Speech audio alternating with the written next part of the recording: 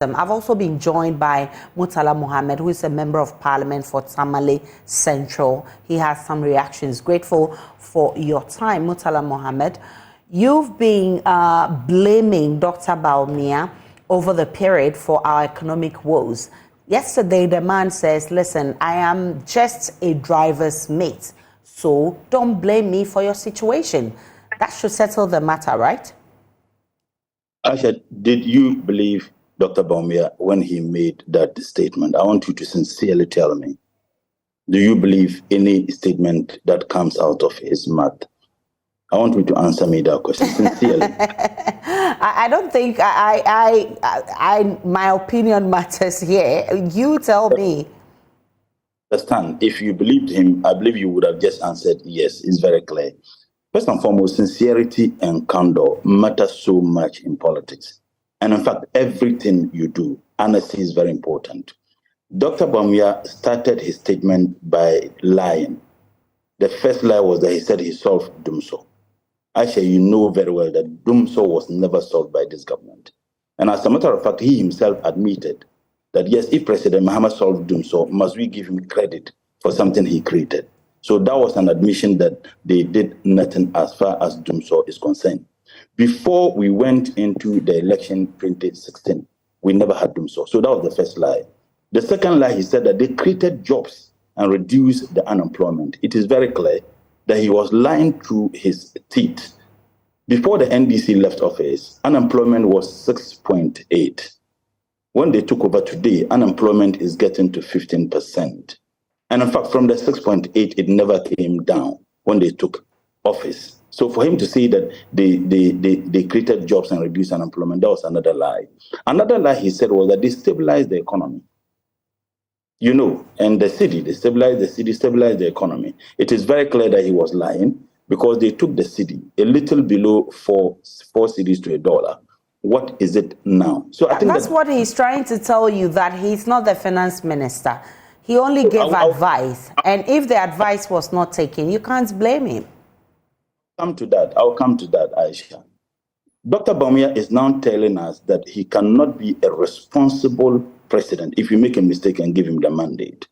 The responsibility of a vice president is clearly stated as far as the Constitution of the Republic is concerned. Dr. Bawumia is now telling us that he indeed renege his responsibility and focus on IT. That's what he told us. There is a minister responsible for IT. There's a minister. It's either the Minister for Communication or the Minister for Science and Technology. Dr. Bawumia is telling that he left what he was supposed or mandated to do as a vice president and focus on IT. So clearly, if you give such a person the mandate, he would act such recklessly and irresponsibly. Another very important point which ought to be looked at, Dr. Bawumia tried to anchor his entire speech on digitalization. Is that not the point? Digitalization can never be achieved without an effective, efficient, internet. What did this government do as far as internet is concerned? President Muhammad indeed inaugurated a $38 million fiber optic backbone. It was done in Ho that provided over 800 kilometers internet connectivity between the north and the south. Every single thing Dr. Bawumia attempted to justify that he has done could never have been done without this effective and efficient internet connectivity, which was done by President Muhammad. Dr. Bawumia also talked about paperlessness, and it ought to be made very clearly. I challenged him 4 months after they took over when he said he has provided paperlessness at the port. And I remember at that time on Joy, the simple question I asked Dr. Bawumia to tell us what he has done or his government has done as far as the paperlessness is concerned. Actually, you are aware that the paperlessness certainly could not have been achieved without the passage of the International Trade Facilitation Bill, which is now law. And before it was done, we incorporated all agencies that have the responsibility to work at the ports for export and import, have them on a system that reduced the human-to-human interaction. It was left with just one agency when the NDC lost power in 2016. And within 4 months, Dr. Bawumia lied to the people of this country that they brought about paperlessness. He did absolutely nothing. I had the privileged opportunity to have even moved the motion on the floor of Parliament for the passage of the International Trade Facilitation Bill. You remember we brought in West Blue. What they did was that they threatened that woman and sold the very thing this Ghanaian woman was doing to Dubarian companies. Is it not interesting that Gabi is now a lawyer to West Blue? So it is important for us to look at it in that perspective. But let me just touch on some of the things he used to justify what he thinks that President Muhammad failed. He said that when they came, they inherited an economy that was terrible. Granted that the economy was terrible, why did they go ahead to appoint 126 ministers? But of course, that's what he's telling you, that if he's given the nod, he will reduce it to 50. In fact, that's even way below the number your flag bearer is giving us. Why shouldn't we follow him?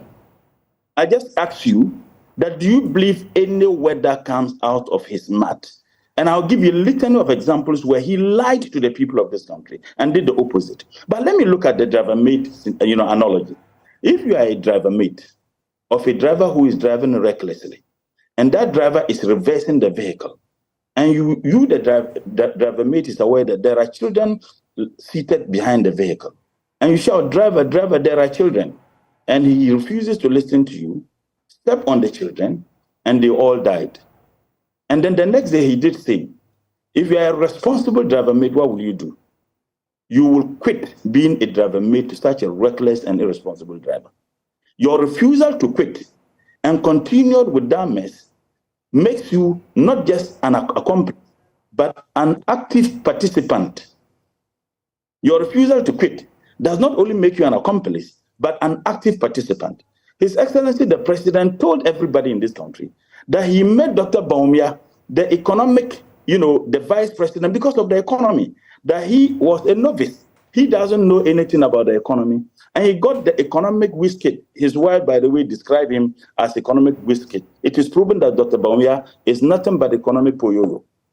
The president said that he appointed him because of the economy. He himself touted and boasted that as the chairman of the economic management team, tasked with the absolute responsibility to manage an economy in which the president himself indicated that he was a novice.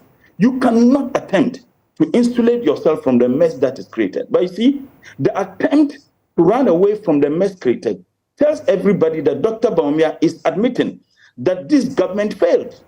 And no amount of perfume from Arabia can bath Dr. Bawumia and wash him of the mess that is created. You were there when he said that the team, and mentioned the professors and the titles. Today, you took over a government from a economy you described as a moribund. When ESLA was there, what happened to ESLA? Stabilization Fund was there. Heritage Fund was also there. Ghana Infrastructure Investment Fund was there. Debt to GDP was a little over 60%. Inflation was about 15%. Unemployment was 6.8%. Tell me one single economic indicator that this government has been able to do better than President Muhammad did. But you see, the list said about blaming the mess that is occasioned and created directly and consciously by this government to COVID and also Ukraine is the most insulting statement that has ever come from any person holding a high office in this country. Well, Ghana was not the... Actually, let me finish on this point. Okay. Ghana was not the only country. Ghana was not the only country that was hit by COVID. Ghana was not. As a matter of fact, Ghana suffered the consequences of COVID in terms of how we manage it than our neighbors. Nigeria, a little over 3,000 people lost their lives as a result of COVID. Juxtapose that against the population of Nigeria, and 1,454 lost their lives as a result of COVID. Now, if you look at the percentage-wise, many people died in Ghana than they died in Nigeria. Many people died in Ghana than they died in Ivory Coast, in Burkina, in Liberia. But you see, in all this, none of our neighbors within the West African sub-region got $3 billion from the IMF in the name of COVID. As a matter of fact, Burkina got just $20 million. None of our neighbors got over 300 million euro from the European Union. None of our neighbors got over $300 million from the World Bank. None of our neighbors dipped their hands into their central bank to remove money in the name of COVID as we did. But you see, we spent more money in the name of COVID. We borrowed more money in the name of COVID. Yet our economy is a disaster. As a matter of fact, before COVID, what was the position of our economy? What is the position of our economy now? And when we raised concerns about how they spend the money, they told us that they gave us free electricity and free water. Was that not what they told us? Right. So in essence, Dr. Bawumia is saying that, yes, I mean, all of these happened, but I wasn't in charge of the wheels. So he says that we should give him the opportunity to take over or take charge of the affairs of this country. I think that as we enter into the elections and campaigns proper, we will put all of this into perspective. I want to thank you so much, Ibrahim Murtala Muhammed. He's MP for Tamale Central. Thank you so much for joining us. Now.